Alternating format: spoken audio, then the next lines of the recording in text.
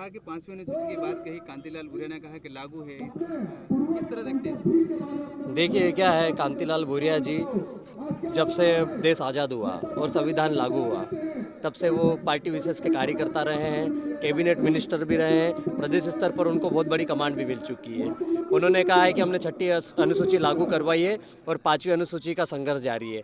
मेरा उनसे यहाँ से मंच से यही सवाल था कि भैया सरकार आपकी थी, आपने केंद्र में भी सरकार थी, प्रदेश में भी थी, तब आपने ये मुद्दा क्यों नहीं बनाया? और ये 5वीं अनुसूचित क्षेत्र है, ये लिखित है, 5वीं अनुसूचित क्षेत्र ये 244 एक ही है, लेकिन यहाँ पर वो जो रूढ़िगत ग्राम सभाओं को विधि का बल प्राप्त होना चाहिए था, जो पैसा एक्ट लागू होना चाहिए, जिसको अमल में लाया जाना चाहिए था, असल में वो लागू नहीं है। तो उसके लिए हमको प्रयास करना चाहिए, उसके लिए इनको काम करना चाहिए, जो जनप्रतिनिधि चुनकर जाते हैं, जो एमएलएज है, जो एमपीज़ है, राज्यसभा जो सांसद है, उन्हें सदन में जाके ये मुद्दे प्राथमिकता से समाज के हित में उठाने चाहिए ताकि उसको अमल में लाया जा सके। दूसरा एक सवाल कहा कि भाषण में जैसे ही कहा कि संबोधित करते हुए कहा कि आदिवासी हनुमान है, आदिवासी शंकर भगवान है, किस तरह? देखिए, आप ऐतिहासिक जानकारी यदि निकालते हो तो उसमें आपको मिलेगा। मैंने कुछ किताबें पढ़ी है और आप हड़प्पा संस्कृति सिंधु घाटी सभ्यता में देखोगे तो उसमें भी जो शिलालेख मिलते हैं उस समय आदिवासियों के, आज भी बताऊं मैं, कोई लिखित इतिहास नहीं है और ना उनकी जो भाषा संस्कृति सभ्यता है, परंपरा है, वो लिखित नहीं है। उस समय में सिंबल के माध्यम से वो बातें होती थी। तो जो हमारा लिंगो है, पेन जिसको हम मानते हैं, गोंडेवाना में आज भी उनको पूजा जाता है, पारिपार लिंगो। उनका जो स्टैचू है, जो सिंबल है, फोटोज़ है, वो आज भी आपको सिंधु घाटी सभ्यता मिलेगी। तो उसमें ये भी चीज़ें हैं, जो मस्तिष्क है 3 सिर वाला है, 10 सिर वाले हैं, या फिर एक मोटा चपटा जो सिर है, जहाँ पर नागों की पूजा होती भी बताई गई है, गाय की पूजा भी बताई गई है। तो ये जो सारे चिन्ह जो मिल रहे हैं वो हमारे पारंपरिक देवी देवता है। उसमें हनुमान को हमारे लोग आज भी पूजा अर्चना, जो भी परंपरागत पूजा करते हैं, उसमें बड़वे लोग, पुजारी लोग, पटेल लोग उनका बाकायदा जिक्र करते हैं, नाम लेते हैं। शंकर भगवान का भी कहीं ना कहीं उनमें जिक्र आता है, नाम आता है। इसीलिए मैंने उसी हिसाब से, इन्हीं साक्ष्य के आधार पर उन्हें आदिवासी कहा है। और वो वास्तव में आज भी हमारे पटेल पुजारा बापदेव को जो पूछते हैं उनका नाम लेते हैं। दूसरा, आपने ध्वजा को लेकर भी कहा कि बाबा देव की अन्य जगह पे अन्य ध्वजा विश्रात हो रहा है। देखिए, हमारी जो संस्कृति सभ्यता परंपरा है, दूसरी संस्कृति के लोग, सभ्यता के लोग उसको हाईजेक करने की कोशिश कर रहे हैं। असल में आप देख लो ना, अभी भी अंदर किसी गांव में चले जाओ, बाप देव की जहां पर पूजा होती है, जो ध्वजा पताका रहती है, वो सफ़ेद रहेगी या लाल रहेगी ज़्यादातर। यही कलर हमेशा से प्राचीन काल से हमारे लोग उपयोग करते आ रहे हैं। लेकिन वर्तमान में क्या है, हमारे जैसे पढ़े लिखे लोग बाहर जाते हैं और कोई सा दूसरा तीसरा झंडा लाके गाड़ देते हैं। उससे कहीं ना कहीं हमारे जो देवी देवता है, पारंपरिक देवी देवता है, उनका भी कहीं ना कहीं मेरे हिसाब से तो वो धर्मांतरण ही माना जाएगा।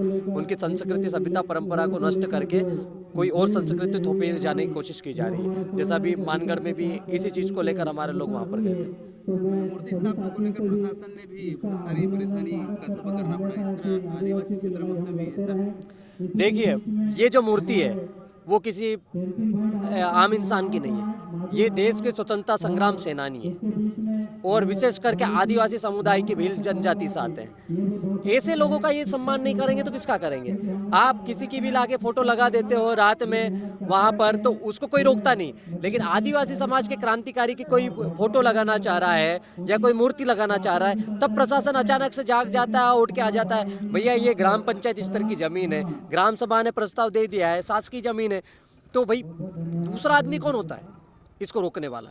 ग्राम सभा तैयार है, गांव के लोग तैयार है, गांव की जमीन है, गांव की जिस भी मत की जमीन है, गांव वाले उपयोग करने के लिए आप 13(3) का पढ़ो, संविधान के 244 एक के अंतर्गत जो 13(3) का है, जिसको हम ग्राम सभा विधि का बल प्राप्त है, रूढ़िगत ग्राम सभा बोलते हैं, उसमें उन्हें सब पावर है। तो यदि हम प्रस्ताव पारित करके हम लोग चाह रहे हैं कि यहाँ पर स्टेचू लगाना चाह रहे हैं टंट्या भील का, तो हमें कोई नहीं रोक सकता। ये कौन लोग हैं? नहीं, प्रशासनिक स्तर पर कुछ हमारे साथियों ने कल फ़ोन लगा के बताया था कि मेरी बात हो गई थी, अब मैं नाम नहीं लेना चाहूँगा, लेकिन वो प्रॉब्लम शायद सॉर्ट आउट हो गई, अभी कोई दिक्कत नहीं है।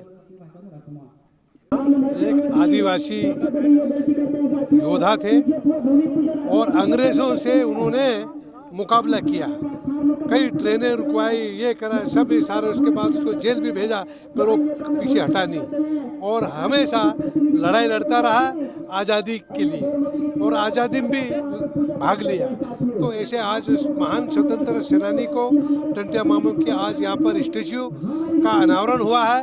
हम यहाँ पर आशीर्वाद लिया है, उनको हर तरह से लोगों को मतलब प्रेरित करने का काम किया। तो आज यहाँ हम आए थे तो मूर्ति का अनावरण हो गया और सब लोग अपने अपनी भावना यहाँ अर्पित करके अब वापस जाएंगे। मूर्ति स्थापना के बाद जमीन का झगड़ा चला था बताते, फिर बाद में पाल सिंह वगैरह आए और हम फिर उनको पाल सिंह ने कहा अधिकारी से कहकर फिर ज़मीन उपलब्ध कराई। तो ज़मीन के लिए भी कुछ कर रहे थे, नहीं कर सकते भाई, ज़मीन सरकारी है, सरकारी, और टंटिया मामा स्वतंत्र सेनानी है, उनके लिए कैसे मना कर सकते हैं। आखिर में ज़मीन देना पड़ी और आज मूर्ति स्थापित हो गई। इसके पीछे कोई विचारधारा कर रही थी कि मूर्ति स्थापित नहीं हो, पर उसकी नहीं चली और आखिर में आदिवासी समाज की चली और मूर्ति स्थापित हुई। तो सरकार में ये सब सारी चीज़ें मांग चलती आ रही शुरू से, पर तो फिर बाद में जब सरकार थी कांग्रेस की, उस समय